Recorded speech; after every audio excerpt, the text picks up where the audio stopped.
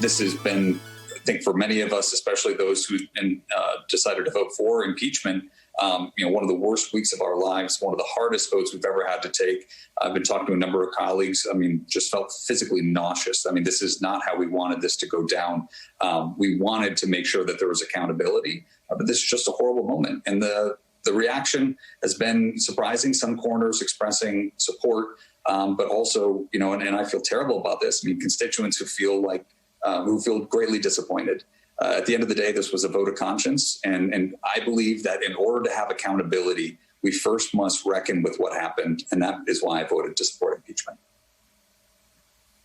So a couple of follow-ups for you on that. When it comes to the reaction, I know that there's been some reporting, and we spoke here on this network with a Democratic colleague of yours who said some Republicans were getting death threats even ahead of this impeachment vote. Have you received any death threats? Did that factor into your decision beforehand? We're still sifting through a lot of the information. To answer your question, that did not factor into my decision. I think you have to set that aside. I don't believe in giving an assassin's veto, an insurrectionist veto, a heckler's veto. If we let that guide decisions, then you're cowering to the mob. That's the definition of terrorism, is trying to achieve a political end using violence.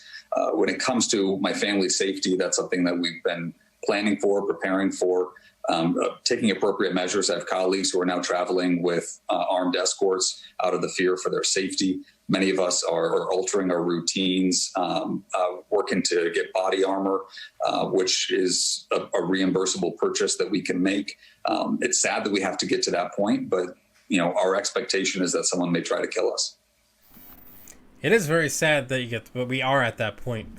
Also a little strange they threw out there that was a reimbursable purchase. I'm not sure why he threw that in there, but whatever. Anyway, one of the strangest things to me watching the impeachment proceedings, if you didn't catch them earlier this week, but they, of course, debated on whether or not to impeach Trump on the House floor, as they debate all the bills, right? And there were a lot of Republicans, a lot of conservatives out there that were basically saying, hey, let's not impeach Trump. And Lindsey Graham on the Senate side has echoed this after the proceedings, saying, hey, let's not impeach Trump because we don't want to piss off the mob.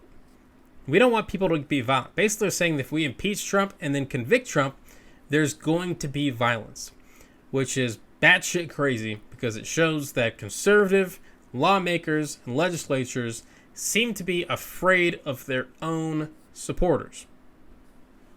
Hey, if you thought 2020 was crazy, welcome to 2021, right? That just blows my mind. But yes, it's a scary time to think that Republican congressmen and congresswomen, Congress members are so worried for their safety that they have to get security and buy body armor, which is reimbursable, by the way, apparently, from what I hear. But that is just a sad, sad day for America. Really kind of blows my mind and really sums up where we're at. But yeah, just, it's some crazy times we're living in. But hey, do me a favor, like and subscribe to the channel. I will bring you more videos like this one. I would very much appreciate it. Hey, what's going on, everyone? Thank you so much for watching Citizen Pete. I really appreciate it.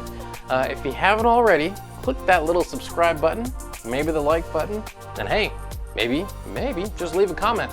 I want to know what you're thinking. What do you think about all the politics and news and all the stuff that's going on in our country?